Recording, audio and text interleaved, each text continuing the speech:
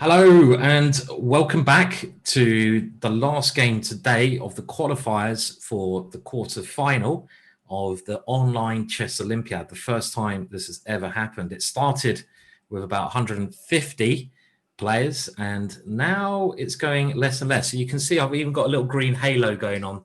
That's how angelic I am. But I'm not as angelic as my co-host, Ivanka Hurska. So hello, Ivanka. Hello, Simon. It's good to be back for our final game in the preliminaries.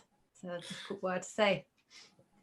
It is. It's going to be very exciting. So the preliminaries is now on, and we have this last match of the day, which is going to be one of the closest, Ivanka, I feel. I definitely feel that. This matchup between Poland and Bulgaria. If I were to say which team is the slight favorite, I would say Poland. Because, of course, Poland have some very strong top players. Duda did amazingly in the top division last weekend. But the Bulgarian women are very strong and, of course, have many strong players. So difficult one to call out. It is. I mean, I'm probably going to pick Poland slightly as well against Bulgaria. They got some incredibly strong players. But this is going to be close. And it is. There's a lot to play for here because, you know, who gets into the quarterfinal tomorrow. We've had some really exciting clashes already today. Been some amazing clashes. There's been 2 Armageddon games to decide which of the countries have gone through. And the last one, okay, Armenia maybe dominated Greece a little bit, but I'm sure there's going to be much more action in this one. Yeah. So, yeah, maybe the games are getting ready soon, yeah? Yeah, let's dive in and have a look. Okay, let me just get the games up and hopefully I will find the link to that very soon. Yeah, well, it's been an exciting day, Simon. I mean, who would have thought that China would get knocked out in an Armageddon game? And then we have that drama between Hungary and Germany where the winners got through. Hungary got through because on 0.03 of a second. It was unbelievable. Absolutely astounding. I think that's one of the closest finishes I've ever seen. And if you missed that one, you should really look at it again. I'm sure it's posted up on some Twitter things and stuff like that. But it was pretty amazing, yeah? Pretty amazing finish. Pretty outstanding. And of course, the Armageddons are decided by 1 game. So it's absolutely brilliant. And I really love that analogy that Levon came up with, where he said chess is kind of special because you're required to run a marathon and a sprint at the same time, which is just brilliant. There aren't too many sports where that's been required. Okay, so we are just going to get the games ready, and I'm just going to have to very shortly take a break. You can see some of the games here. So we'll only be gone for 30 seconds, and we'll literally be back in 30 seconds to 1 minute. I've got to, I can't be doing this angelic halo. I just need to touch myself, shall I say touch the halo up? Be careful what I say there. So we'll be back very soon. Okay.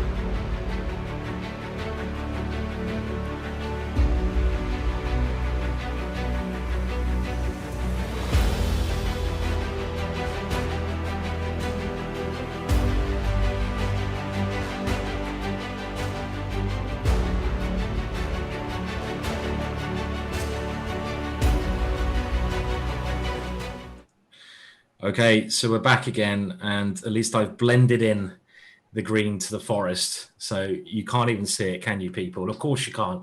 So the chess, onto the games that are going on, and one guy who I think Poland are going to be relying on to score very heavily is going to be Duda. Duda is extremely talented player. He's just got an invite because Giri pulled out to this big Norway chess festival. He could be like top 10 at some point in the future, no doubt about it. So he's going to be one guy I think Poland are going to rely on a little bit. And what do we think of the position here, Ivanka, that he's got? So he's got the black pieces against Alex Delchev. he outrates Delchev by a long way. But Delchev is a very, very experienced grandmaster. Yeah, absolutely. He's very experienced, and I don't think he'll be faced. The position looks quite level to me. In fact, if I were to prefer someone, I probably would prefer white, just because, you know, the rook and the bishop just coordinate that a little bit nicer. And of course, white does have the potential to create an outside pass pawn. However, the timing does worry me. You know, white has only got 3 minutes, 3 minutes 25 seconds to Duda's 7 minutes. It's difficult to play a confident opponent. Yeah, I mean, the bishop is very good, isn't it? Because it does tie down the knight. The knight can't really get into the game. One thing I like about these positions, looking at many of Keith Arkal's games, is the 4 pawns versus the 3. And I think we've got to take into account which of the pawns are more mobile. And it feels like black can start maybe pushing them forwards and maybe get the knight back round to somewhere like d6. On the other hand, white does have the b4 move at the right moment to create a pass pawn. It's probably pretty even. It should be a draw, I feel, you know, with best play. I do feel it should be quite a comfortable draw, but then at the same time, I mean, I would prefer the bishop over the knight, just because, you know, of this outside pass pawn. And I do think that it's much easier for white to create that pass pawn than it is for black. I mean, yeah, the pawns are mobile, but okay, we'll see. I mean, if I were black, I would be tempted to go rook takes rook. I might even take black here. I mean, I don't know why. I suppose I just like somehow these pawns. But yeah, okay, I understand that white might be better. The bishop is very useful in b4. Yeah, b4 is coming, so there's always that possibility. But I think it's quite level. Shall we go? Shall we move down? Sure, let's do it. So now we have Wojciech, Radoslav Wojciech, who is, well, he's been Poland #1 for a long time now. Duda's kind of catched up with him, but he's, again, really experienced grandmaster who has this kind of positional grind style. And I think these two guys, Duda and Wojciech, they're going to cause a lot of problems for the Bulgarians. So this position, again, we can look at the pawn structure. This pawn is quite weak, isolated pawn. We talked about that earlier on today. Can't be defended by another pawn. On the other hand, when you're playing against isolated pawn, it's normally a good idea to have a rook to attack it. Saying that, white certainly a little bit better here, Jovanka. This is much clearer than the last game. Yeah, it's a nicer position for white. That's absolutely 100%. So yeah, I mean, I expect Wojciech to push a little bit and see how black gets on. Definitely. Shall we check out Stefanova? Yep. And this is Antonetta versus Monica Socko. Both proper grandmasters and both very experienced players, Jovanka. Yeah, they've been playing at high level for loads of time, haven't they? They're older than us, Simon. So yeah, they've been around for a long time. Wow, there's actually people older than us. Really? But I have to say, I mean, I think that Stefanova is just winning. She's material up. And Monica's, I don't quite like Monica's minor pieces. I mean, she's exchange up, and this knight on h6 doesn't really make it pleasant. And Antonetta Stefanova, she has been women's world champion before, hasn't she? She's really, really good, experienced player. And I think you're right. This is looking good for Bulgaria with this. This is quite a nice pawn structure. Lovely. And it's also nice, as you say, to have the extra rook. I didn't even realize white had the extra exchange, and I still like white's position. Exactly. So it's got to be good. It is good. So and she's very resourceful, and she's a very calm player. I mean, she's very confident. So I think these are all things that I think are in her favor. So should we go down to Karina Sivska against Salimova? So Sivka is actually Polish women's champion. Right. But here, I think she is struggling with the white pieces against Salimova. Yeah, there's a lot of pressure, isn't there, on this bishop on d3, and black is already a pawn up as well. But there's a lot of pressure going on here, loads. It's very uncomfortable to get out of this. And maybe even black can sort of centralize with the queen at some situation, or just play like rook c1. So black is in the driver's seat. The only thing I would say, again, we have to think about the time situation. They are getting a bit of time each move, but 1 minute it starts to make you a little bit nervous when you've only got 1 minute on the clock. Black's Yeah. gone for the check, maybe pushing the king into a worse square where it's more likely to be hit also by back rank ideas. For example, just simply rook c1 should be very good for black. Rook c1 looks good for white. I mean, the great thing is that, yes, that black is low on time, but you can make moves like, I don't know, like b6, and then just slowly build with a6, b5, a5. It doesn't, you know, cost you too much energy to find those kind of moves. And it doesn't. Yeah. So okay, 2 more games as well, and should we go to another one? And this one is Martin Petrov versus Simon Guimaraes, and this is quite an interesting position with White's knights doing a little bit of boogieing over there on the king side. They're sort of trying to get into Black's position. Black's bishop does not look very impressive now, but if that bishop suddenly... Yeah, it's gonna, I was going to say, it's going to reroute itself to b8, and those knights don't have any posts. That's what worries me. They can't. Well, I mean, I suppose you could put the knight on f4. That seems like, and then, I mean, ideally, I might want to go knight f4, knight g6, knight e5. Yeah. But you're right. When the bishop gets on this diagonal, this diagonal is a very juicy one, isn't it? Because White's put the pawns on light squares, making the dark squares weaker. So it shouldn't be a problem, this position. And for there's black even sacrifice ideas like rook takes f3. Oh, nice. That I like it. In the air right now. Yes, that's a nice idea. Yeah, rook takes f3. Can we do this now? I guess it's not quite working, but let's have a look. So black can try this with the idea of taking on h3. It's scary. It certainly looks a bit scary to me. Yet, do you have to go knight f4 now? Yeah, I think you probably do. But hang on a minute. We do have hang on, something. There's some bishop takes. Yeah, or something on d5. Oh, yeah, something is happening. Bishop takes d4. So, yeah, I mean... How do you defend that pawn? You don't need to play like this. Maybe you can just improve the placing of your pieces, and so that when rook takes f3 comes, then it's very natural and very good. Okay, so rook takes f3 has been played though. Oh, has been played. I think it'd be very hard to resist playing such a move when you're threatening to get your queen in. I mean, I'm really sure White cannot allow this to occur. So the only move is knight to f4. Yeah, but this allows bishop takes or knight takes takes d4. But now rook g2, and it's is there some kind of is there a tactic here? I would not be surprised. Like I'm thinking there's rook takes h3 check. Yeah, this then is knight crushing. takes and knight f3, and then knight takes e1, and then look at these forks, Ivanka. One fork, I know. Boom, and then 2 forks, boom, all day. And look at the time. So this could be the first win for Poland. This looks good. Oh, I say the first win. Well, they will need it. They will need it because they're struggling on the female boards. Okay. By the way, there is another result. It does look like, yeah, okay, Poland's going to go up, but there's been, okay, this has occurred, and it has occurred, and yeah, okay, black is winning. But there's another result here, and this was this. Oh, okay, was so this was the relatively Bratislava. level game. Okay, so Wojciech has won this endgame. Did you say this one we have some trouble for Poland in this game? It does look like it. It does look like Poland are struggling in the women boards. Yeah. This is the only game we haven't looked at so far, with White's pawn on e5 being incredibly weak here. You're sort of not defending it by any pawns. You're defending it with your king. You don't really want to be defending a pawn with your king when there's so many pieces on the board. And now, yeah, and of course that looks black amazing. is going active. Great. Does it win a piece? I mean, after pawn takes pawn, knight takes. It's okay. So there was no e5 checks. Okay.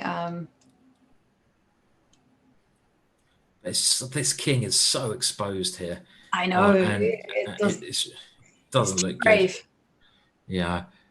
And also, if you just look at White's pieces, Ivanka, they're really just huddling around doing nothing. I mean, look at all this pile of rubbish here. I mean, they're not doing anything. They're like huddling together. Rubbish. They're disgusting pieces. And look, wow. White is trying to get them to do something, but this is really bad. This is really bad. So this is going to be a win for Bulgaria, unless something. It certainly looks that way. So it looks like Bulgaria is en route to winning 3 games, and Poland very much in the lead at the minute with 1 victory by Wojciech. So Okay, well, that one has ended in another victory. So it's okay, now so there are 2 victories for Poland. Okay. Yeah. So let's start with board 1 again. This ending with Duda, where you're enjoying the bishop here, Jovanka, but it probably should always be a draw. I quite like the light knight sometimes in these endings. It feels a bit weird, but as long as you can sort of keep things quite compact, which black is doing, and try to move forward slowly, often the knight can be good. But of course, there's nothing serious going on here. It looks like it should be a draw, yeah. So yeah, I mean, but I think Duda will try. And what worries me again, I mean, I keep going on about it, but it's so true in this time control, is this time. You know, Delchev has 24 seconds and it's ticking down. It's very difficult to make a good logical decision when and also look at this knight. This knight is sort of, you know, it's been a bit annoying. Yeah. At least.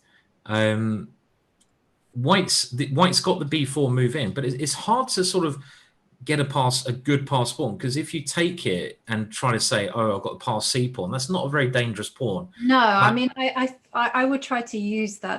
The thing is, though, this knight on f4 doesn't really have a great future. I mean, it looks impressive on f4, but I don't see where it's going to do any damage. So because knight d5, I'm just thinking, well, there's maybe I'll take that off. Knight d5 check. And then we'll go into this pawn ending. This must be what he's calculating now. He must be wondering what this king and pawn ending is like. Okay, he's decided it's not good, so he's just slipping that one back. I think if black wants to make progress, he's going to have to try to play e5 at some moment, you know, get this push in. Otherwise, I don't see how. The problem is that then if you step back with the king, then perhaps I can play f4. Yeah, that's true. Then I'll go e5 though. Yeah. So let's say I go king d6, and the idea is I want to at least use my majority of 2 pawns versus 1. And because of the time thing, Duda's maybe thinking, okay, my opponent hasn't got much time. Let's play for the win in a position that might well be drawn. But black's piece is coordinating nicely here, I feel. There's something about them which is a bit annoying for white. Yeah, but I think it's easy to handle. Well, in a normal game, it would be easy to handle. With 20 seconds on the clock, I'm not quite sure it's that simple. There's tricks. Knight's always crafty. So the knight's come to e7, and he might be trying another idea, which is to force that pawn to make a decision. f4 check, king d6, and now white has got king d4. About removing the tension with b takes a5. I think he probably didn't he in some ways have to, because knight c6 is coming anyway. And that's going to threaten to win the pawn on b4. So you have to do something with that pawn. And you can't really push on. No, that's true. That's true. So maybe he was forced to go into this. And after king d4, Duda now getting shorter time. It's the knight's come back. Still probably equal. It still probably should be a draw. He's defending this pawn. Maybe in order to do this, he's not really making much progress. Should be a draw still, but the time situation. Yes. And what about the Stefanovic game? And well, that has just been over, so it's 2-1 now. 2 to Poland, 1 to Bulgaria. And this could be another victory for Bulgaria here. So it's actually a very close match, this one. We always thought it was going to be. A bit of work to win this one if the queens come off at all, because of the opposite kind of bishops. Yeah, but we can just simply push this queenside pawn, right? Yeah. This is the way to do it. Keep the queens on. The white king's weak. So looking good. And we know on the bottom board, I think Bulgaria is winning as well, yeah? This board here, Bulgaria is going to win. So actually, Duda needs to win to make it a draw. He has to win. What I like about this format is that every board matters. You know, you can't just depend on the first board or the superstar. You know, you also have to think about your under 20 girl or your women players. And that's a great thing. It's true. Yeah. So the key game, this one, obviously black's a piece up. Not really much to look at here. We do have an hour result here where black's won. So the key game is Duda's game. And Duda's now in a position, he probably realizes that, okay, this position should be a draw, but the only way I'm going to save my team, it doesn't matter on game points, it's on the result of the match. He needs to win this game to give Poland a draw, which Yeah. would be a very important result. Can he do it? Can he possibly get a win here? It's difficult, isn't it? I mean, now you can sort of try these ideas. Yeah, but if I'm ready to meet your knight f2 with a bishop f1, you kind of... And if you overextend with the knight, again, white does have a passed pawn on c4 and is able to go c4, c5, and suddenly white is the one that might win. It certainly should be a draw. It certainly should be a draw. It's just a match situation you have to try on. I mean, I play on. Yeah. I'm not sure it's possible. He hasn't made any progress since we Let's say, last for looked. instance, I went bishop d3. Oh, he wants to go knight h5. Okay, so this is his plan. But after you go knight h5, king e3. Yeah, then you step forward with the king. Okay, which he's doing. Which is progress. You've got to maybe try to now force the king back again. So knight f6. Now knight f6, and now Bishop now I a2 think is the idea. Serious improvement, because I think it was wrong to step back with the king.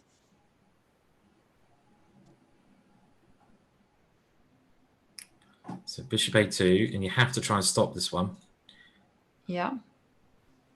I don't see how black's making progress yet, to be honest. I mean, it doesn't seem like much has changed to me. Yeah, king goes to e3. Is there okay? This is his last try, but the more pawns that get exchanged, the nearer to a draw you get. It's slightly better for black, but there's so little material, Jovanka. It must be a draw now. Here, okay. Well, Okay, well, now we have a race. Knight takes h3. Okay. It's a bit risky giving up all these pawns for white. Yeah, king goes to d6. Oh, but then you have bishop b. Is bishop b1 the idea? I think this is still a draw because of the little material. Probably bishop b1, yeah. That's the way to go. But then bishop b1, you have f4. And then king to f3. Gone this way. Oh, wow. This one, I think it's a little bit...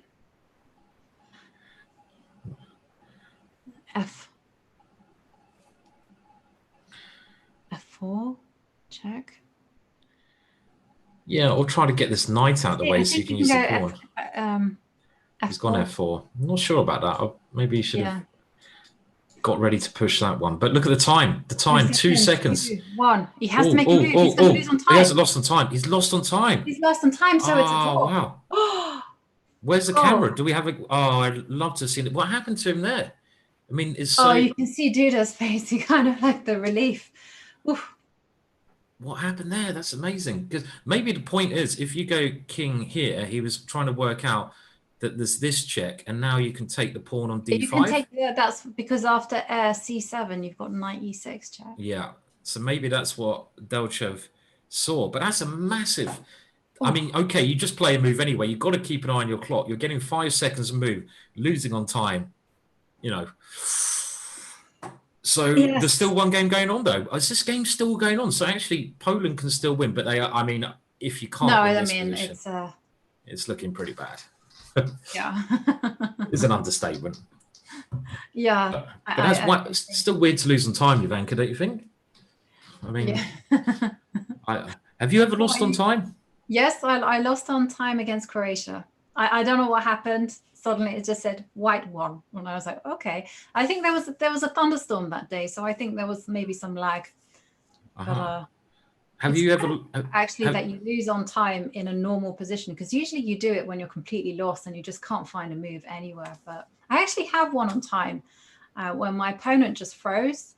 And she just forgot to make a move, and I was just looking at her, just going, "Move, just move," and she didn't.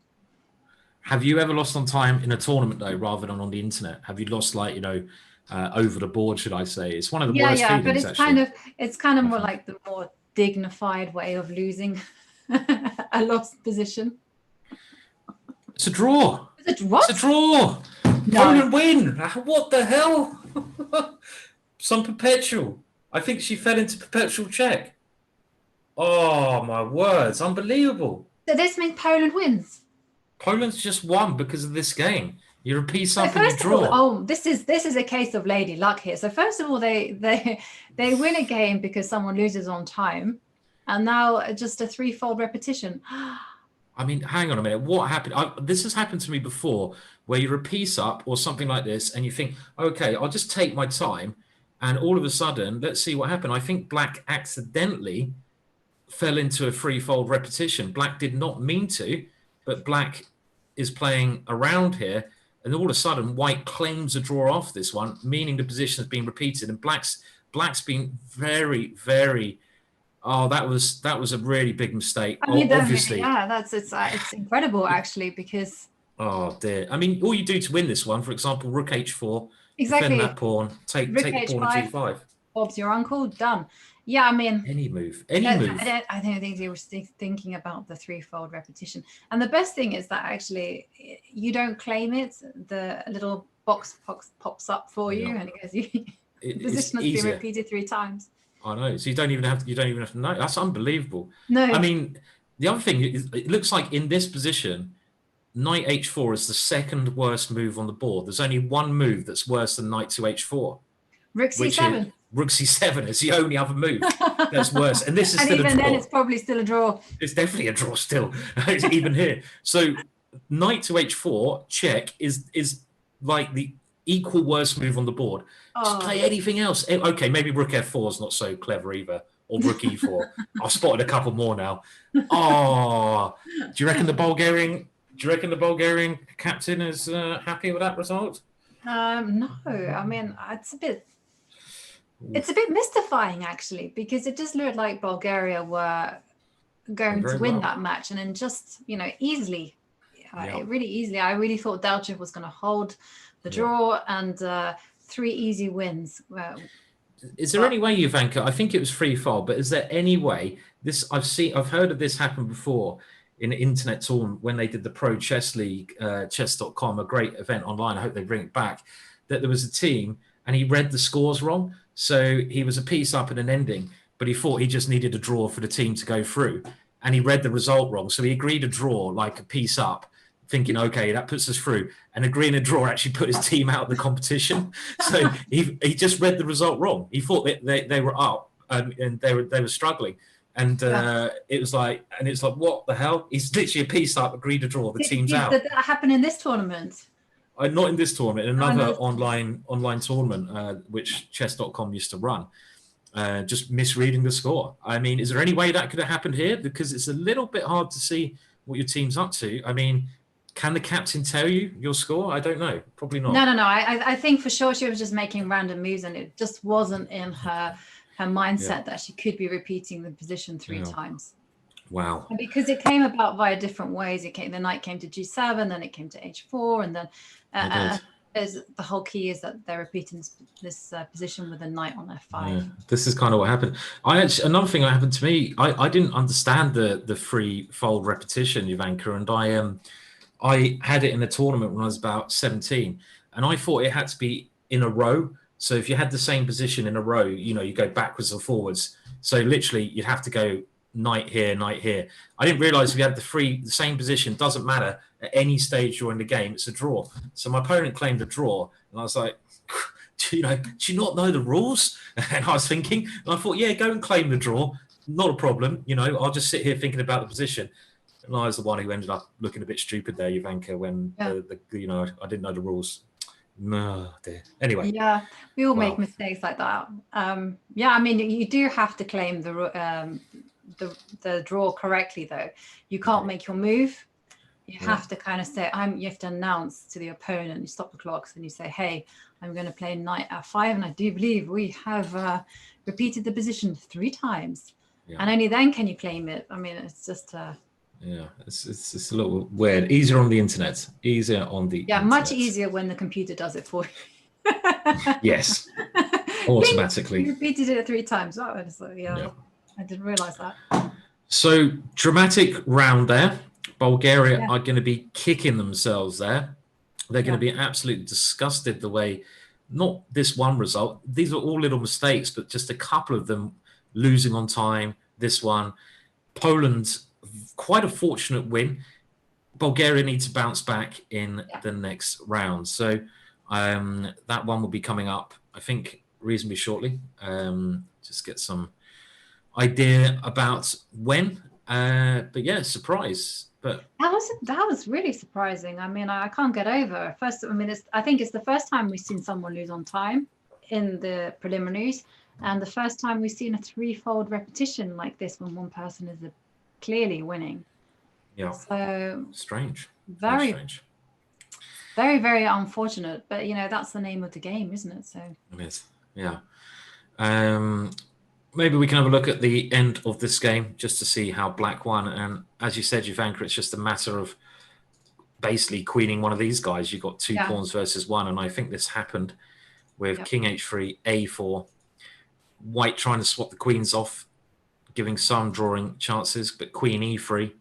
And now b3. And the key is that it's the a pawn that you want to promote, because if you look at the queening square, it's dark. It's a1. It's the same color as this bishop you have on d4. So it would actually be a mistake after a takes, say, bishop takes queen, a takes b3 to go a takes b3, because then the queening square is on a light color. Yeah, at this stage, one of these pawns is coming through, isn't right. it? I mean, it sounds really basic, but it's often quite important just to think about the color of the queening squares and what color pieces you have. Okay. All right, so we are going to take a quick break. I'm just getting information when the next round starts, and it's in 6 minutes or so. So Bulgaria must bounce back, otherwise Poland will go through, and they go into the quarterfinals tomorrow. This is what is at stake in the quarterfinals. It's against Azerbaijan, a very strong chess nation, for the winner of this one. So we'll wait and see. But we'll be back very shortly. See you again in no time at all.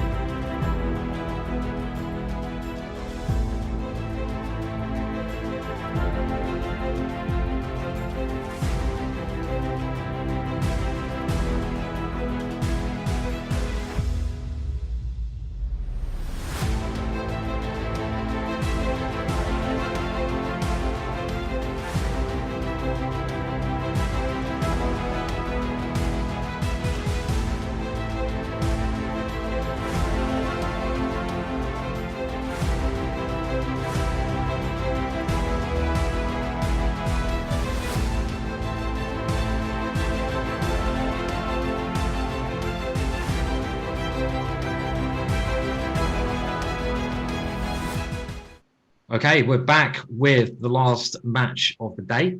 There could be an Armageddon, and it's Poland who took the lead in the first of two encounter. And now Bulgaria must win to force an Armageddon.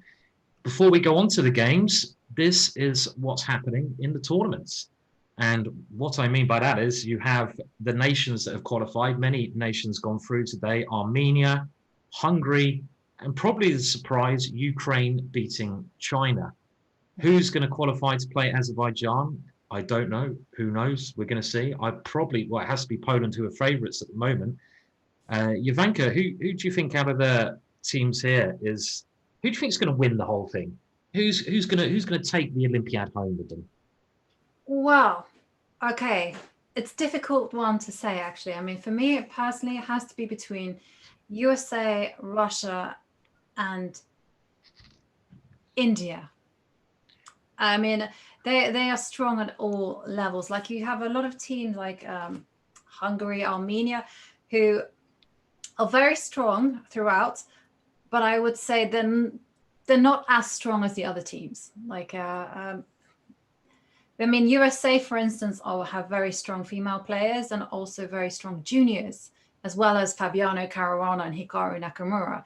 So, I mean, and again, the same with India. India have Hampi Kaneru and Harika Donavali and some very amazing youngsters like Pragananda. So it's those little things that I think make the difference. Certainly, and it'd be interesting to hear people's thoughts on this in the chat on Twitch. So do let us know who you think is going to win the online Olympiad, the FIDE Online Olympiad. Yeah. Now, if Bulgaria managed to win this leg, which is very possible, we're going to go to an Armageddon again, aren't we? We've had two of these. So third one of the day. Yeah, I mean, the Armageddons are hugely exciting, and it's just one game that's played. One player will have 5 minutes and another player will have 4 minutes. That's black pieces, and they will have draw odds. But the funny thing is how these players are chosen is just entirely by lots, and it's done by categories, almost like, so it'd be the junior under 20, or maybe the junior girl under 20 is chosen. So, and I like that. I like that kind of concept that every player has a role to play.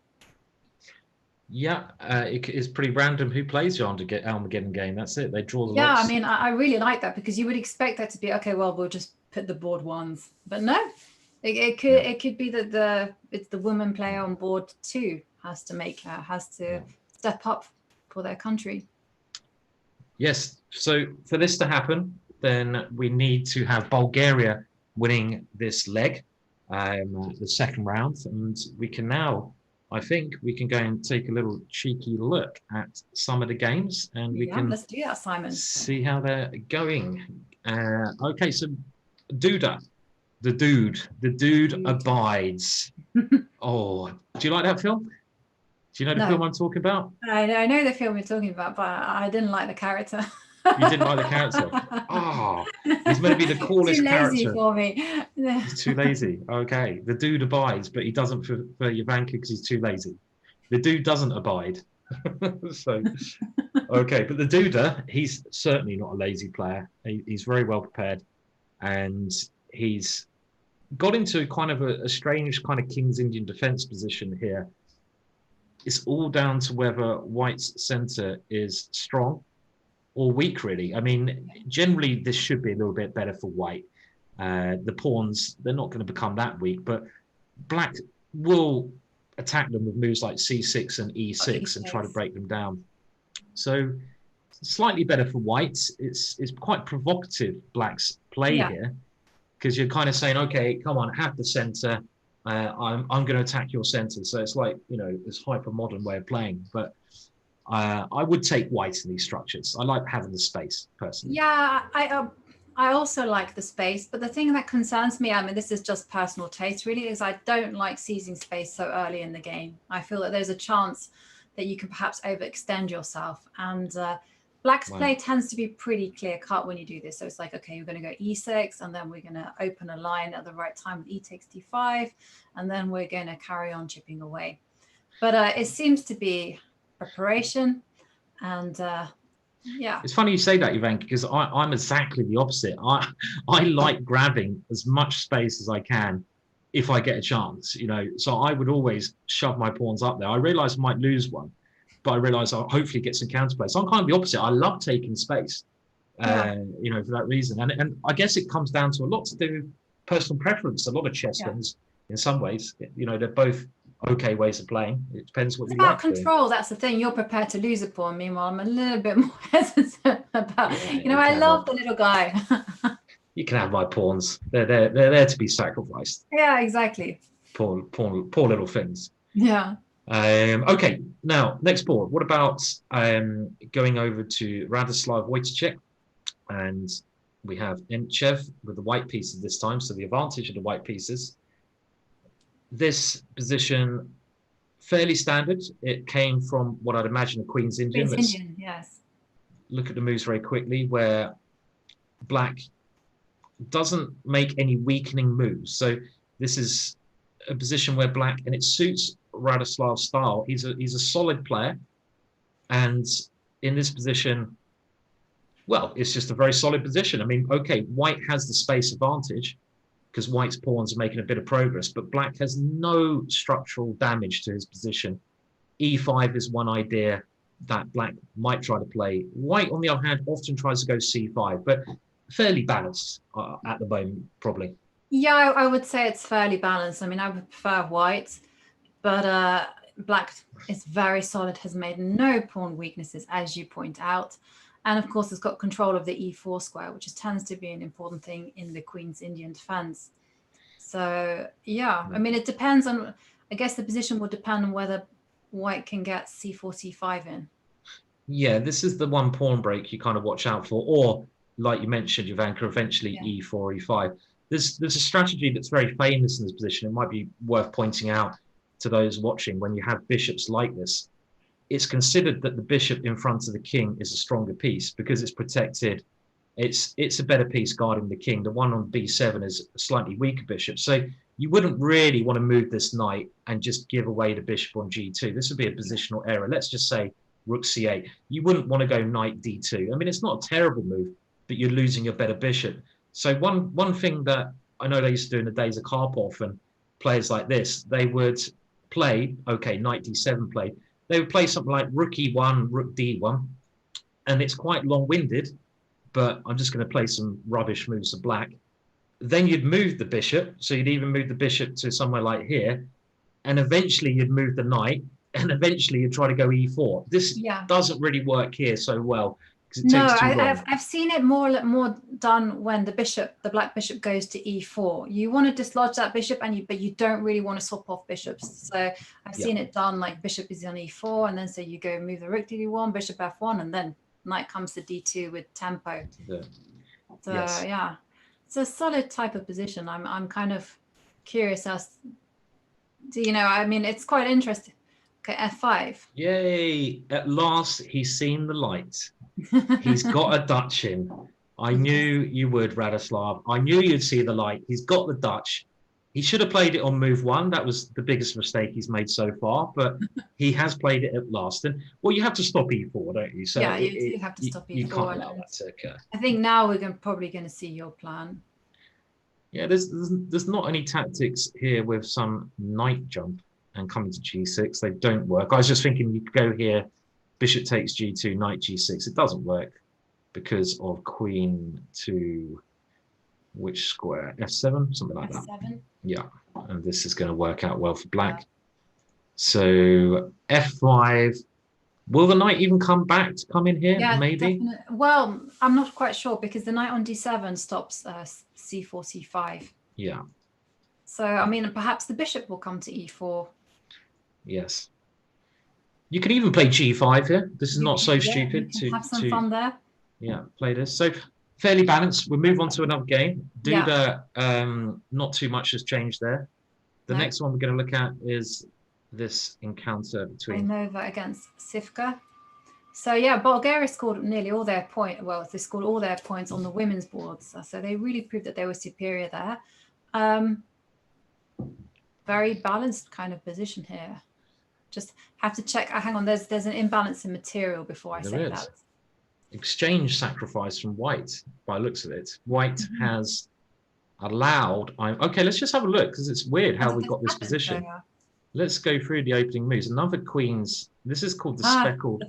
Did it? Well, you have speckled egg, is it? Speckled egg, I think it's called something like this. Oh, wasn't it the Polish defense, or the Polish defense happens? That happens without the E6.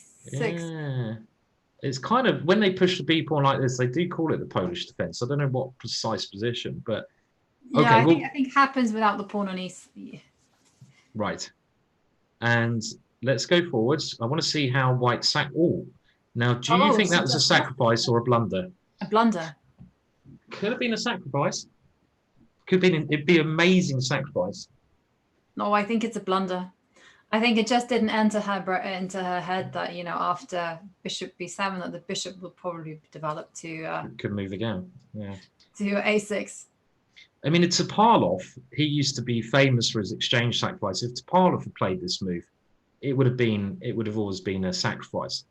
I always find when I blunder a pawn, you know, I always try to bluff it as a sacrifice. You've got to pretend you're sacrificing. You've got to look confident and be like, yeah, have my rook, take the rook. I've got all the light squares. Yeah. You got to try bluffing it.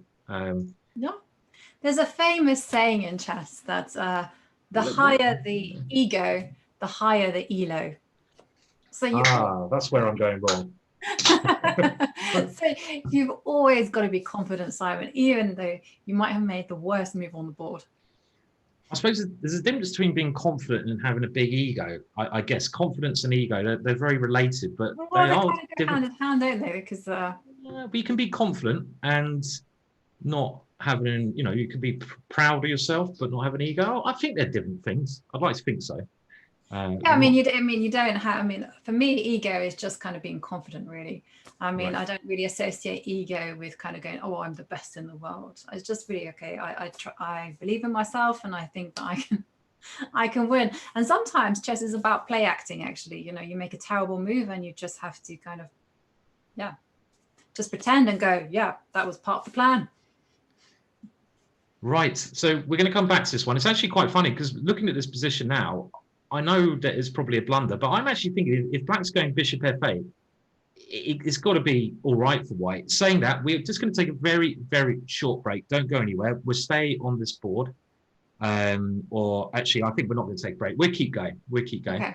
And let's see how the game develops. c4. And now f5 happens because black was lacking some space. Bishop d3, bishop e7. If black gets castle, black should be on the way to winning, yeah? Yeah. Okay. So can we stop it? Can we stop it, Ivanka? Can we stop that castling? Well, the thing is, though, bishop g5 really isn't that dangerous because you just move your queen back. Yeah. Knight g5 doesn't look great. I mean, you really need to be introducing new pieces into the attack, but once... you can't go knight d2 because the knight takes c3. I mean, I'd like to play. Yeah, I'd like to do that and then jump in with knight e4, but that's just not possible. Just knight takes c3. I think this is just good for black, isn't it? I think so too. I mean, yeah, it's very difficult to orchestrate a winning attack. Or... Maybe I'll have to try knight g5. I mean, there is the saying that when your position is bad anyway, your exchange down, you can take more risks. You can play in a greater way of freedom. Yeah. Because it doesn't matter if you take a risk and it backfires, you're probably going to lose anyway. Exactly. So maybe it's time to try knight g5. Swindling mode here, I think, very much. Yeah. And I think the interesting thing about swindling is that I read David Smerdon's book on it, and he talks about using psychological tricks. Like if you notice your opponent likes to keep control, then you just go completely mad. You start attacking them like crazy. And he has things like that. So I would like to see the approach that black takes here, white takes. I think she'll have to go crazy, just sacrifice material and just bring all her pieces into the attack. Yeah. So knight g5. I mean, what does black do after knight g5? Just out of interest, what would you do here? You've got to be a little bit careful. G6. But do you have a threat? Obviously I know there's knight takes h7, but I was just thinking once your knight gets to e4, do you threaten something? Am I threatening something? I'm hoping I'm just going to take on h7 here, yeah? Yeah. So if I were to go g6. Now, I can't take on h7, can I? I guess it's rubbish. No, I mean, I can go h4 and just keep punting. You know, I yeah. just throw them all at you. You know, like you say, it's got to be better for black, but white can have a go. He can have a crack. He can be like berserker mode. Here we come. Time to go to another game. We've looked at the top three. Yes, definitely. Let's go see Antonetta Stefanova against Monica Sochko.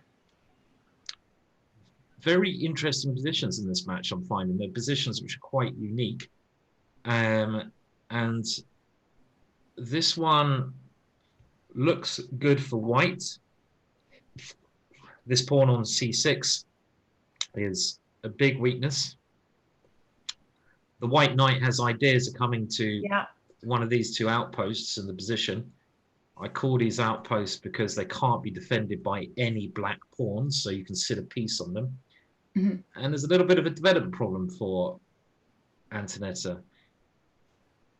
So white has, though, decided to take there. This is probably involved with the idea of getting a knight into c5, is it? So knight b3, knight c5. So we're going for that outpost now.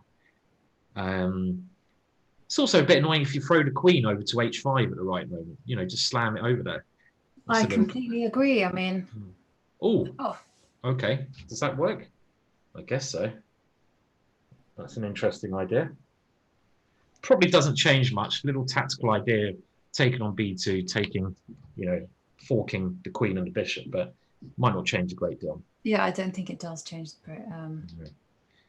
Maybe just move the bishop, move the queen, something like that. Okay, so it looks like white's doing well. We'll have a look at the last two boards now. So the next one we're moving on to now. You can see the names of the players there. And another weirdish position. I mean, I'm trying to look at the positions. It's quite late in the day, and I'm like, getting my mind's going, what's happening here? What's happening here? Hang on, what happened? Did he play bishop c1? He did. I think he wants to come to f4. This is the only... Okay, but okay.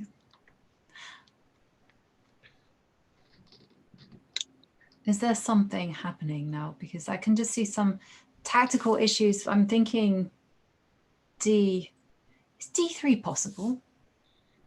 Certainly an idea. Let's have a look. d3, trying to cause problems to the knight and use the rook. So d3, you can't take with the bishop. Because the bishop takes knight. Thank you. Which will simply win a piece. So you have to take the rook on d3. Right. And now I have a bishop takes knight, don't I? You do. And this is completely winning for black. Yeah. Because you can't take with a bishop because of the rook. If you take with a rook, you step into knight d4. Nice tactic, Ivanka. Nice tactic. Yeah, I mean, what has he played it? Let's have a look. So bishop c1, this very slow move, and black now has the possibility to play d3. And I think d3 is it just even winning? Does it win on the spot, this move? Well, I mean, you have to take it. I mean, it's quite easy to calculate. You have to take that pawn, otherwise your knight on f3 will drop off, and then so you can't go bishop f1, can you? Just go bishop takes f3.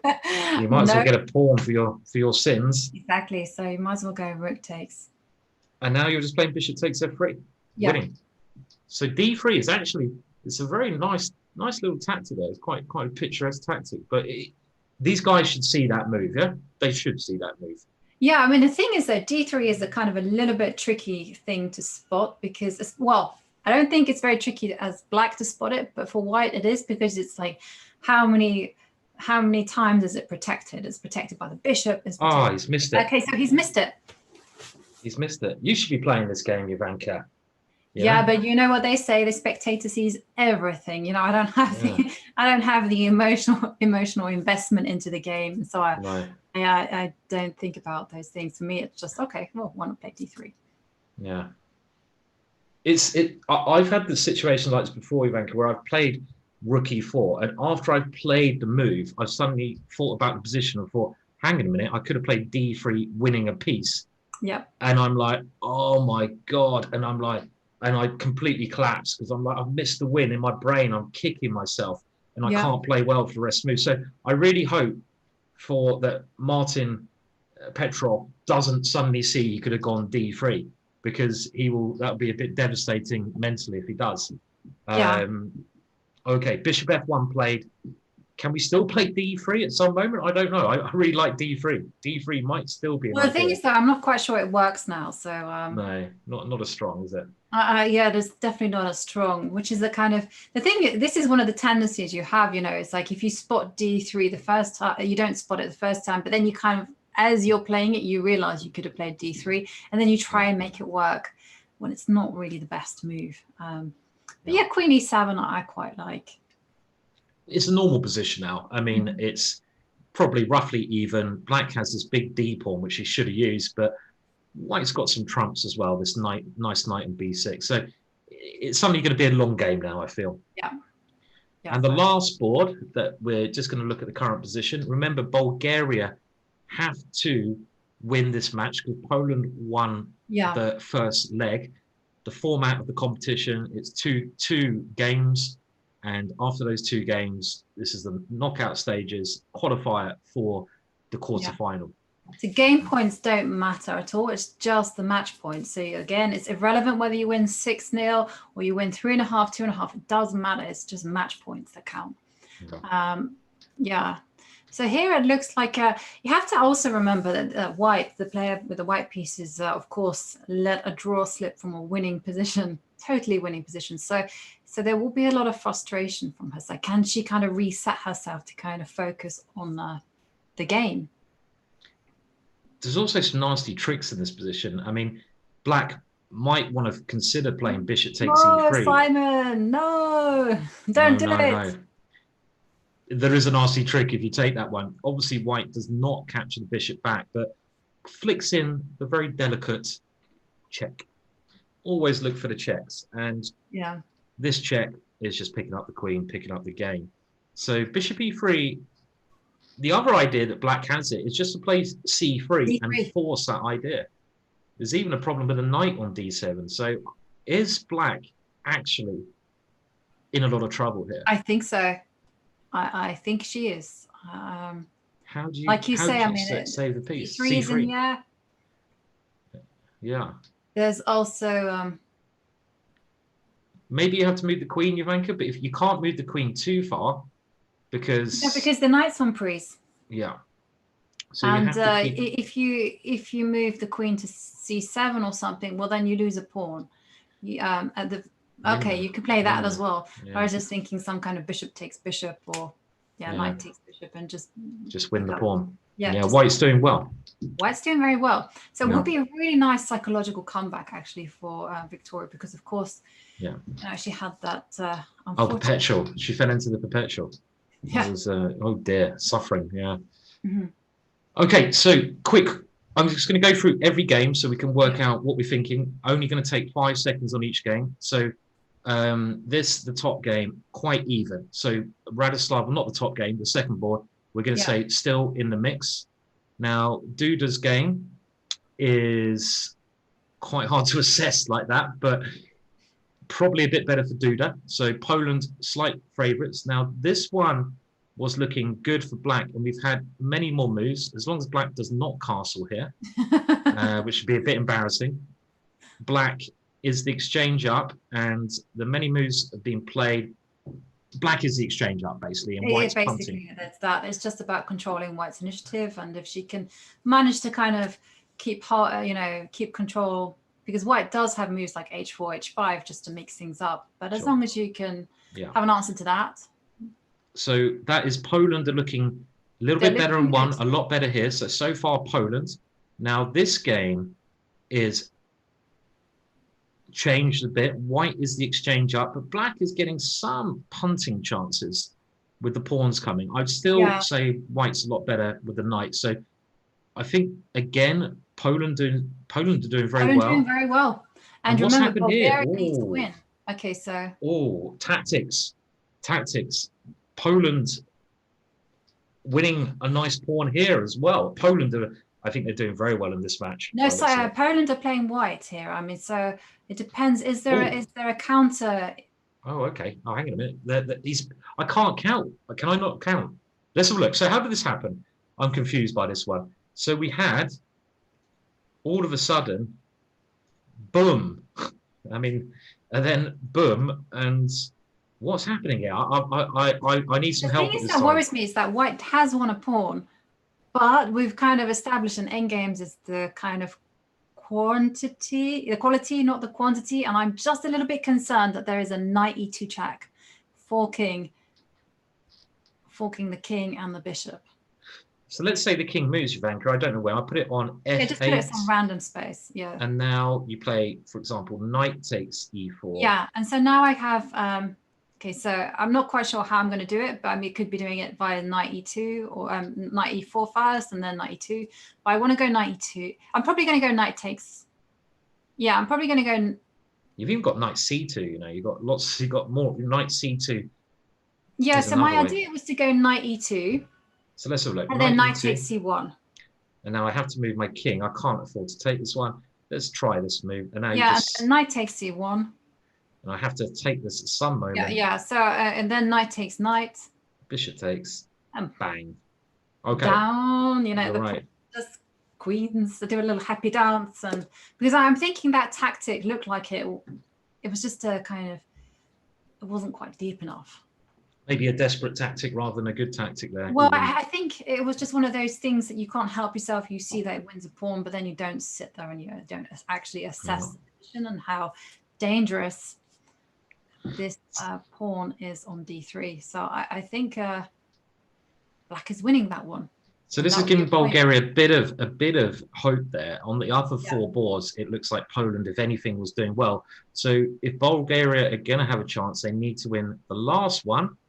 And the last one was this position that looked quite good for Bulgaria. So this is actually another very close match. And what happened here?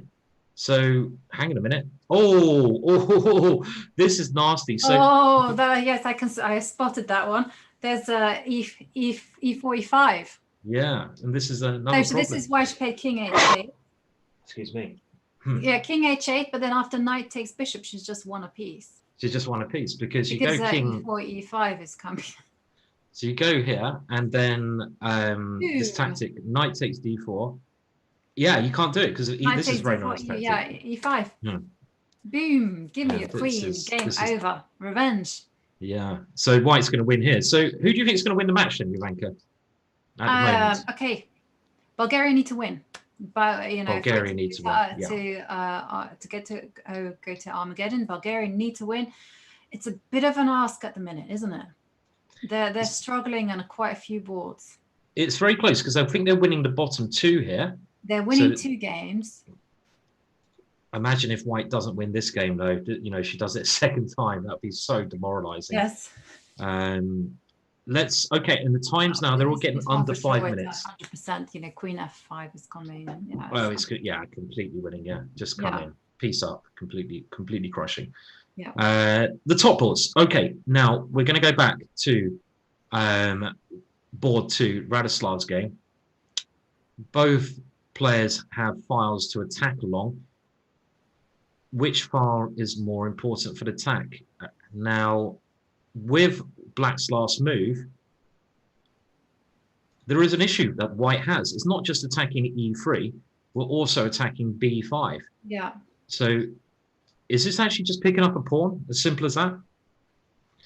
It looks that way, actually. It looks...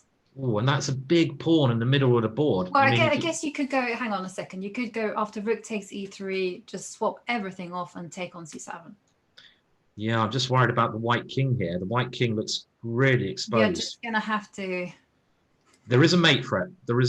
So it might... There is that, but you know, I have a hiding place on h3. Do you? Okay, I'm going to go rook e2. You go and hide. Now I go king f1 or something. Okay, you're not going to venture out? No, not yet. I'm waiting until your queen gets to... Ah, clever. Okay. So I'll keep checking you. Okay, now I go back. King g2.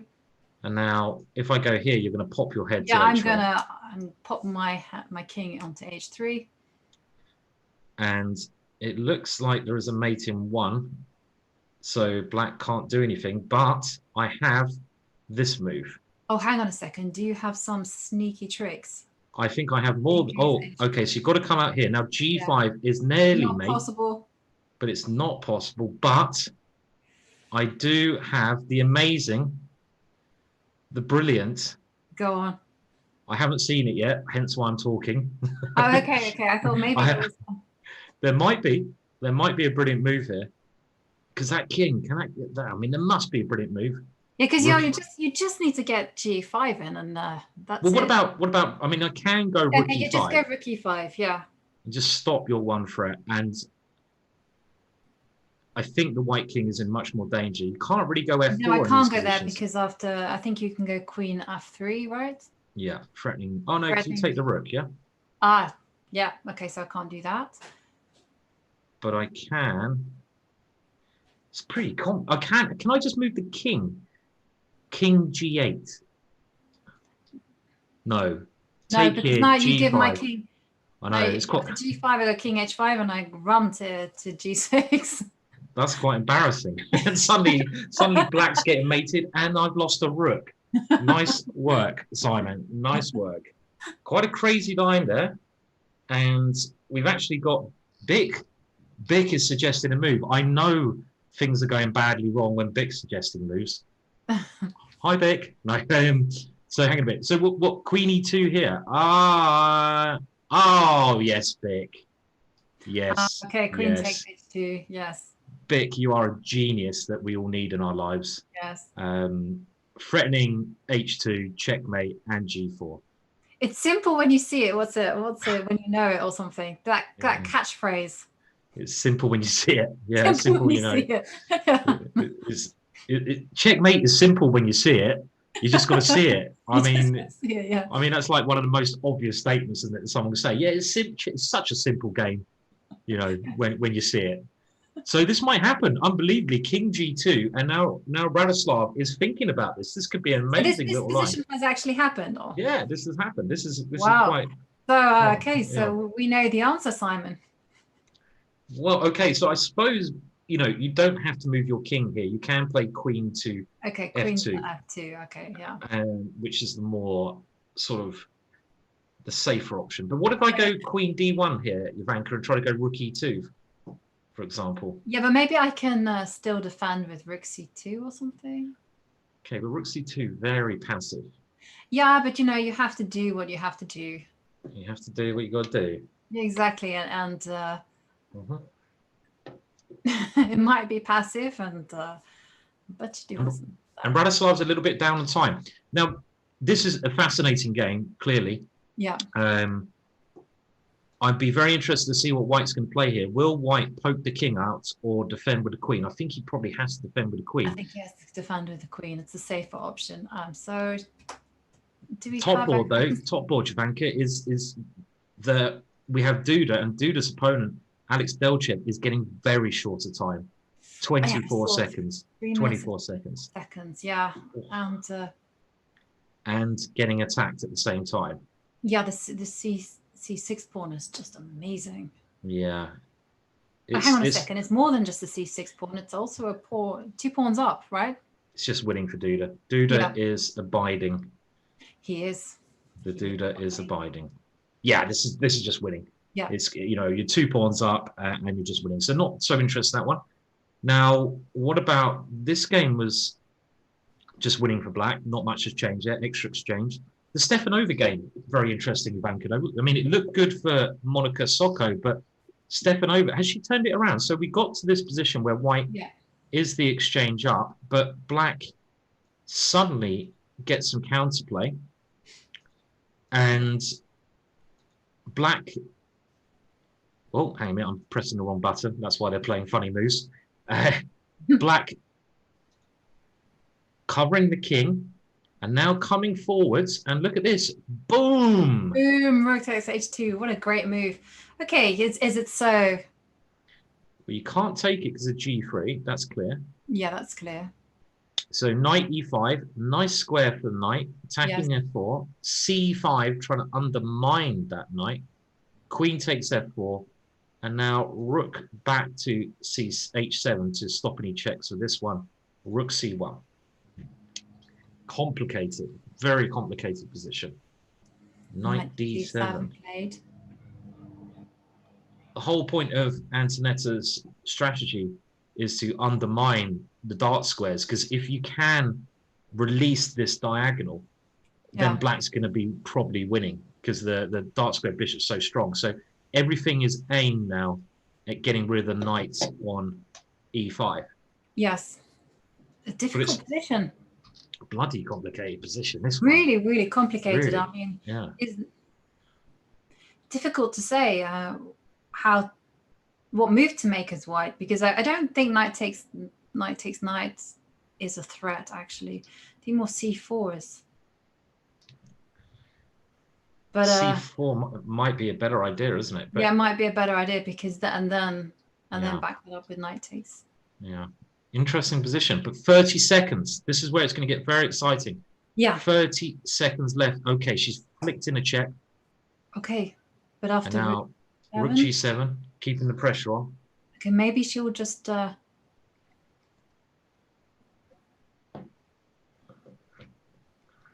I think she'll just play queen h. Well, she's going for the win with this move. Now knight to f6 takes the pressure away from the knight, but it looks also like a playable move. Yeah. Whose king is weakest? I mean, it looks to me at the moment the black king is having quite a lot of pieces lurking around it, but maybe it's okay. Yeah, maybe. I think it is okay. I mean, the thing is, I noticed about Antoaneta Stefanova is that she's very materialistic. She will always take material presented to her. I think this is probably just going to be a draw because of the checks on e8 and h5. If black takes on e5, is there any way you can play for a win? The thing is, Antoaneta needs to play for a win, right? Well, we have a result. Board one. It's 1-0 to Poland so far. Does she need to play for a win? Because Bulgaria are winning on the bottom two boards. Yes, I think so, but they've lost against. I'm just having. Maybe she's having a result. She will see the result. Well, I don't think she does need to play for a win. A draw should win the match of Bulgaria, because Bulgaria winning on this board. Bulgaria should be. Poland are winning on a Duda, although she won't know this. She will just see the results. Yeah. But hang on a minute. This is totally changed around. This is totally changed. There's been a turnaround, right? Yeah, this is now game. I mean, this is the one where black was just the exchange up, and now white has got some massive attack against the black king. Wow. So this is. And it's just queen h. I think just queen h4. Right? Yeah, and she's played it. Queen h4, and then what a swindle. Okay, so we might see it. We might see Armageddon then. Third time of the day. I think it's very likely we're going to get Armageddon today. Okay. And you still got to finish this game off somehow. Okay, how do we finish this one off? Maybe there's no checks, so you can probably go rook. This looks like a good way of doing it. Yeah, rook h6. I mean, it's just quite nice to kind of take. This is mate in 2 now. No, yeah. Just queen h6 mate. Queen h6, and yeah. Okay. Right. So, what happened here? Oh my words. Okay, so Stefanova had a draw. Was that? Am I looking at the right game? But she got mated instead. Okay. So we had this position where Stefanova was thinking about what move to play, and had she played queen takes e5, which is threatening a lot of things, I think Monica would have had to go on check, draw. So instead, Antoaneta played queen c6, but now rook to b1, and all of a sudden, that black king is very exposed. Rook d7, queen e8 check, king g7, rook b8, giving back the exchange, but look at the poor king. Yes, the poor king is... And the poor king gets hunted down all the way to checkmate. That's unfortunate. Pushing too much for a win. Is that going to make a big difference? Is that a key Well, at the moment, At it's the minute, 2-1 it's to Bulgaria. No, to Poland. 2-1 to Poland 2-1 to so far. Poland. Okay. And we know that Duda was winning. Well, that could have thrown it away from Bulgaria, because if Duda wins, even if the match is a drawn match, that means Poland goes through because they won the first leg. No Armageddon. Exactly. So I think the game that's most important is Duda's game. If Duda wins this position, Poland are going through. Yeah, and this knight is trapped on h2. Poor little guy. Poor little knight. That is a bad knight. Poland going through. Yeah. And it's been a tragedy, really, for the Bulgarians. Bulgaria, they've been the victim of some unfortunate luck. You know, it's often said that, you know, chess, there's no luck, but there is things like your opponent doesn't play very well, or you lose on time in a drawn position, or, you know, 3-fold repetition. So there are some unlucky things. So yeah, here it's just completely. Yeah. I mean, I think now it's becoming clear that the last qualifier of the day will be Poland, who are going to play against Azerbaijan tomorrow. This position, well, I mean, Black's now desperately trying to get the knight out, but you might be able to stop one pawn, but not two of them. Yeah, I feel. So. And it's also the right rook corner as well. Rook pawn. That's true. It's covering by this bishop here. Yeah. Tragedy. It was Stefanova could have drawn that one, which might have won the match, but you don't know. It's very hard when you're playing your short time to have a look at the other games. This is the this is the thing. Is that she would have seen that Poland were leading, and so she thought, okay, I need to win, and that's what influenced her. I think that's what happened, doesn't it? She just thought, I've got to win because of what's happened on some of the other results. She hasn't had a chance. One more result's come through, and that result is a win for Bulgaria, which we expected. So there's only 2 games left, and the games we're going to look at were well, let's update here. Now, this position. Wow. Okay. Well, that was a turnaround. So we thought that Black was going to win this one. Yeah, and now, something strange happened here as well. Well, you found some really nice I think you found 2 wins for Black in this game that the players that Martin didn't find, Ivanka. Yeah, so, well, yes. What happens when you're you don't have any emotion about the game. You just look at the position and just go, okay, what about this? So let me just see. I don't know if the board's frozen, but it is definitely Poland's going through. Poland with the white pieces. Well, I think they're going to be winning. Those pawns are too far advanced on the last 2 boards. And, well, that's confirmed it. Duda has won. It's Poland who are going through to the quarter-final in a very tough leg. Poland have got to play against Azerbaijan, and then they've got to play the winner of India versus Armenia if they want to win the whole thing. I think that's how it's working. This is the last game. King coming in here. Any stalemates? There it is. There's always a stalemate. What about rook takes pawn? Last punt. See if you see it, 50-50 shot. If you take there, it's literally flip of a coin. Well, he might as well, right? I mean, because if you take the king stalemate, there's your 50-50. You take with a pawn. Oh, hang on a minute. But okay, well, you know, you might have auto queen, Simon. Oh, yeah. Good point. Auto queen. Yeah, I've seen that happen before. But instead, this is not getting much better. No. Those pawns are a little bit scary, and the time is. That's it. So, yes, a very sad result for Bulgaria. So we can have a look. Yeah, sorry, Ivanka. I was going to say, well, we can update that soon. Sorry. Yeah, go on. No, I was going to say the scores doesn't do the match justice, because I do feel that Bulgaria it was a very, very tense match. Bulgaria really should have won, even drawn the first leg, and then the second game. I mean, again, some key moments where I think simply knowing the results, knowing how the other games were going would have really helped them.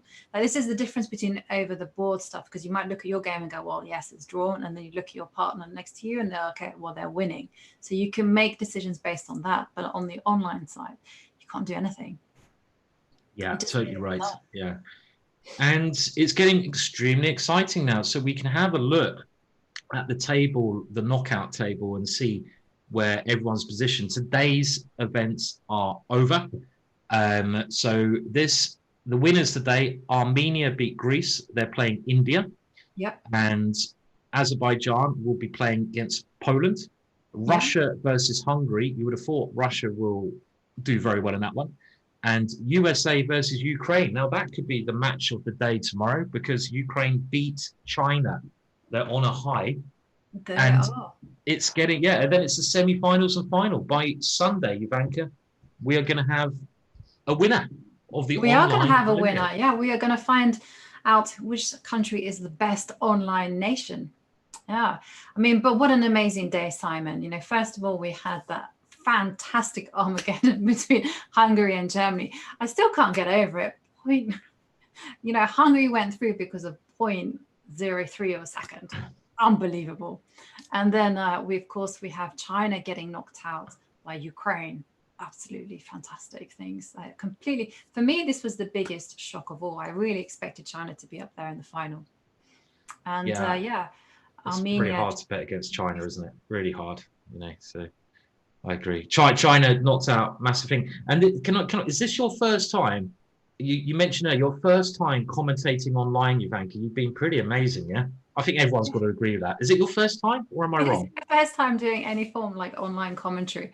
You know, I've done a few Twitch streams, and I've done some casual things with Sabrina Stravanis, but no, this is like the first official kind of online commentary. Yeah. So, yeah. Well done. So that, how have you enjoyed it? I don't say, it's been an absolute blooming disaster, Simon. I'll never work with you again. You can. Yeah, that kind of sums it up, right? Well, it kind of sums it up. It's just a pleasure. It's a pleasure. It's been a long day, but you've made it a lot of fun. Yeah, well, same with you, Ivanka. Thank you. It's a long day of commentary. We're back. Well, we might have an interview, by the way, coming up. So don't go anywhere. We've got an interview with one of the winning team before we end the show. Tomorrow, quarterfinals. Saturday, semi-finals. Sunday, the final. So every day it's chess. And it's a lot of chess. And we're going to see which nation triumphs. But I feel we will take a break shortly and see if there's an interview. Just going to confirm that now. It's been a great day of chess though so far. It's really surprising. I mean, absolutely riveting stuff. It's been a real pleasure and honor actually just to watch these games. What about the schedule for tomorrow? Maybe we could see it because we did mention there are going to be another 3 days of it. Let's just put the schedule up there and have a look what's happening. So it's the 27th today. So the playoff stages. The 28th, it's the same start time the next couple of days. Is that right? Quarterfinal is, yes, same start time. Bit more of a break. I have a confession to make, Simon. I'm not very good with time zones. I'm awful with time zones. You're not the only one. I'm just looking at what it was today. I mean, if you tell me it's, I don't know, like 9 o'clock PDT, I'm like, what are you talking about? What does PDT mean? Where is that? I have no idea. No idea what you mean. So I barely know what time it is ever in England, and I never know what month it is or what day it is. It just kind of blends into one. Now the players, some of the stars that have been playing in this competition, we can have a look at them, and it really is attracting the best players in the world. And here you can just see these guys. It's such an honor to watch them. The likes of Ding Liren we saw today. We've got Duda playing. Aronian was on the interview.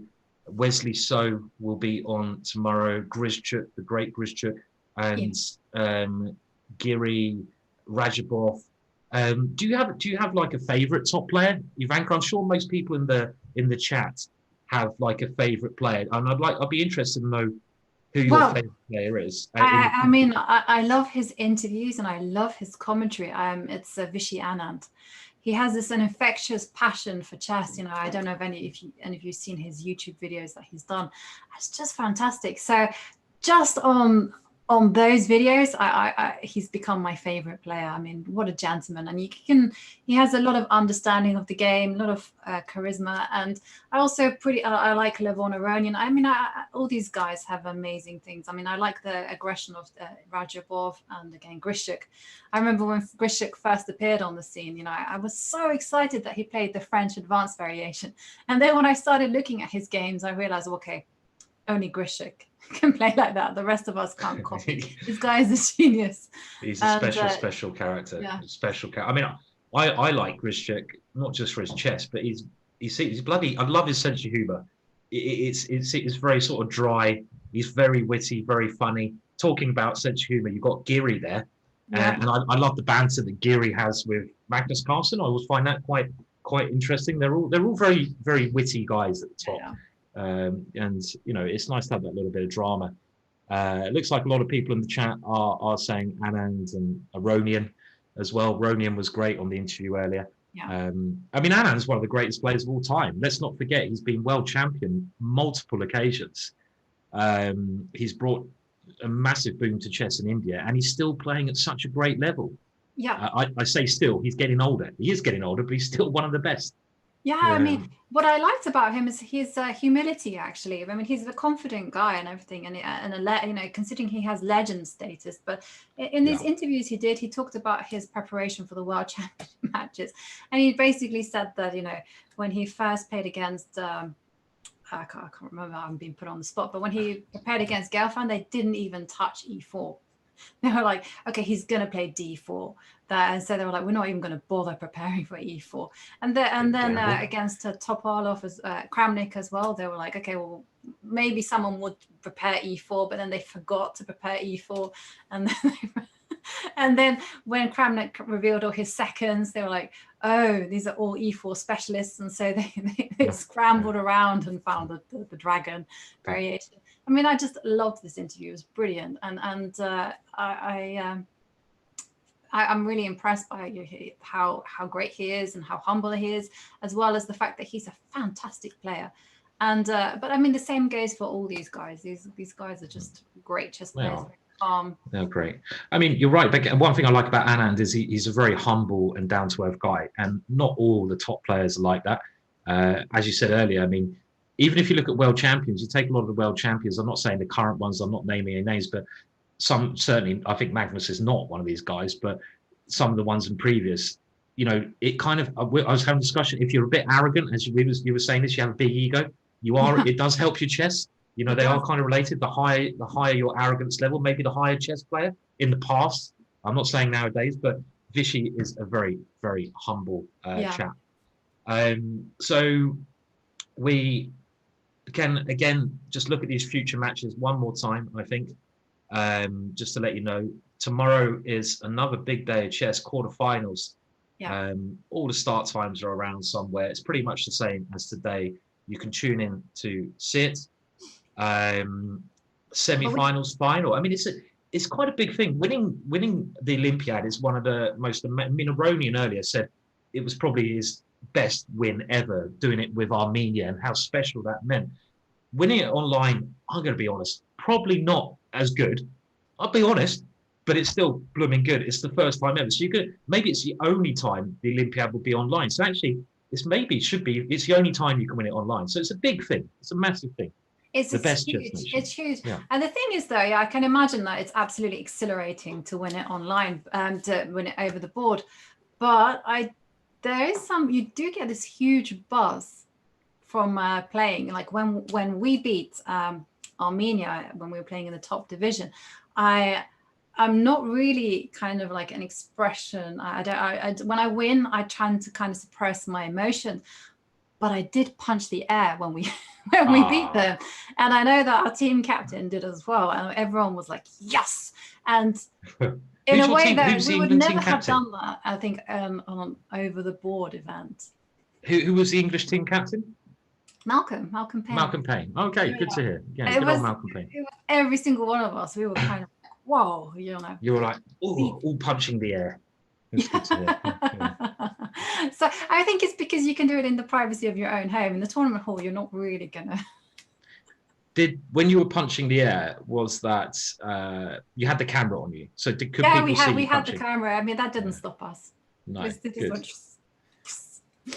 I sometimes find, again, like, we have experience playing competitions, and it's very disappointing to lose. And when someone starts openly celebrating when they beat you, it's a little bit disconcerting. You're like, if I beat someone, even though I'm very happy to win, I'll try to get around the corner before I get in there, son. I don't want to do it in their face. It seems like I'm kind of That's because we're British, Simon. Do you think it's because we're British? We're refrained. We don't want to. We want to keep our sense of calm. Exactly. It's like we can't show that. We can't show this big emotion. We just have to go. Well done, well done, old chap. Yeah. Well done, old boy. Well done, old boy. So yeah, I mean, there's 3 more days of this, and it's gonna, it's amazing that by Sunday we're literally gonna have a champion, a winner. Yeah. So it's coming up very, very quickly. Tough lineup, I mean, looking at the pairings for the quarterfinals, it's.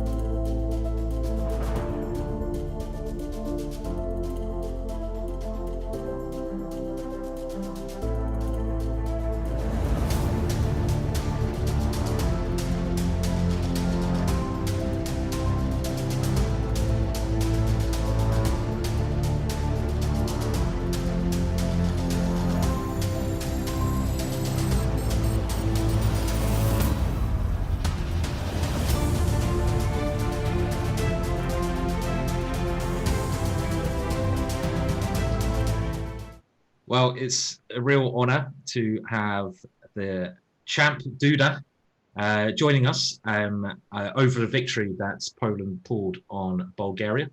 It seemed like it was going to be a very close match, Jan, and you got 2 very important victories there. Do you think it was, how do you feel about the victories in the match? Yeah, hello everyone. Yeah, I think the match was very tough. I think I was kind of lucky also to win both games, especially the last one when I think I played terribly at some point, and I think my opponent was clearly better with black. And okay, somehow his position collapsed very, very easily. I don't know why, to be honest. And yeah, but then I couldn't win and I played like terribly. I mean, I prolonged game for at least 20 moves, but yeah, I think that in general, I don't even know. I haven't seen all games of my teammates, but yeah, I think we were lucky to win in the first match because I think that there was a freehold repetition when our girl had night down for free. So but overall, now it's also a tricky time for us because there is a Polish Extra League, and they played today, as well. So I mean, it's a busy day. Busy day. Yeah, it's a busy day, definitely. Yeah, but you have now qualified for the quarterfinals of the Olympiad, which is a pretty big thing, and you're going to be playing against Azerbaijan tomorrow, so another busy day. But you have a chance now of winning the whole thing. I mean, I guess you're going to all give it a go, obviously. But how do you rate your chance? Yeah, well, we have always had a chance, I mean, to win. Yeah, but it's not only now. I mean, but okay. To be honest, I don't think too much about it. Like, I don't even know who is playing in Azerbaijan on the first board. It's Amedjarov or Rajabov. I don't know. Either way, I think it will be a very interesting match tomorrow, and I hope we will do our best and win. Yeah, good stuff. Good positive attitude. Yeah. And I've also seen you're a rising star in the chess world, and you're improving, being quite a young player still. You're playing in Norway, and can you talk about what kind of ambitions you have? I mean, world champion? Yes, I will play in Norway indeed. Well, I don't know actually what to say. I mean, because the format of Altibox Norway is very specific, obviously, and and there is Armageddon. Once the game ends in a draw. So, and the last time I have played Armageddon was, I believe, 12 years ago. So I'm like, this is really not my element. And but obviously I'm very happy I got invited there, and well, I will do my best. Obviously, it will be very difficult because Carson, Caruana, Aronian, Firouzja, they are all playing. So but I'm very excited to be invited there, and will do my best. Well, it's going to be great to have an opportunity to play against these guys. I mean, that's the kind of competition you need, to get to the next level, I guess. So, and also offline. I mean, it's something. It's good. Good. Well, I don't know if Ivanka's got any questions. I know you're busy with the lots of online stuff as well, but I just, of course, I was wondering, will you be celebrating tonight, or will you just simply take an early night and just relax? No, I will just relax. I mean, okay, I don't know whether we were favorites or not, but I think that we hoped, I mean, to win this match. So tomorrow, I think when we win, if we win, then it would be much more like a bigger occasion to celebrate. Let's say like this. But I'm lucky actually that I'm not playing now in the Polish Extra League, but I will play in a couple of days from now. So but I mean, my teammates are in tricky spot now. Okay, it is a tricky sport. Well, look, thank you so much, and well done on your 2 victories today. Massively helped the team. Good luck tomorrow. We'll be look forward to watching you play then. And get some good rest. Yeah, so have a good sleep. I will. Thank you.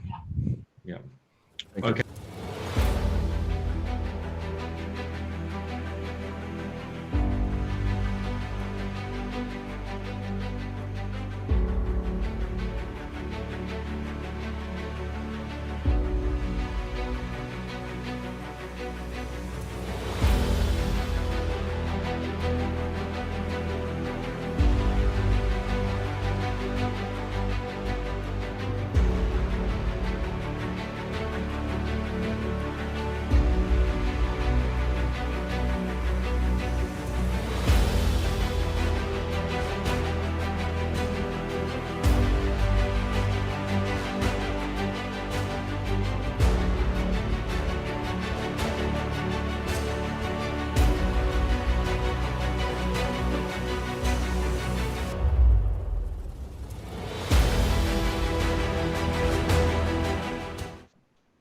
Well, this is the last time today that you're going to see all the ginger that you see at the moment. And there's plenty of it. 2 ginger English people here. It's been a long day of chess and or commentary. I hope you've all enjoyed it. I think it's been a fascinating day, chess, but it's only going to get better. We're back tomorrow, aren't we, Ivanka? I think at the same time with the quarterfinals. Yeah, I think we're 90% sure that it's around about the same time, which is like 10 a.m. Central European time. So yeah, and of course, look at that lineup in the quarterfinals. India takes on Armenia. That, you know, Levon said it, anything can happen. He believes that Armenia will be able to defeat India. And then we have Azerbaijan against Poland. Again, very, very close match. And then we have Russia against Hungary. And of course, you mustn't forget that Hungary got through on 0.03 of a second. I mean, I still can't get over that fact. But Russia, of course, the clear favorites there. And then we have USA, Ukraine. Ukraine, of course, defeating China in that shock victory. I mean, can they do it again to knock out USA? Well, if they played like today, then of course. Yeah, it's fascinating stuff. So I hope you all can join us tomorrow. Everyone is here. Yeah, it's an early start. We will be going on most of the days. I'm really looking forward to seeing Russia play. Probably Russia the most personally. I think, you know, when I think of chess, I think of Russia for some reason. But obviously America, I'm you know, and we're going to be back. So I'll leave you, Ivanka, to say the last words, and I'll say thank you to everyone who's here as well. I'd like to thank everyone for joining in, tuning in, and for all the nice comments, or maybe not so nice comments, but it's been a lot of fun, absolutely thrilling chess. And yeah, hope to see you all tomorrow, same time.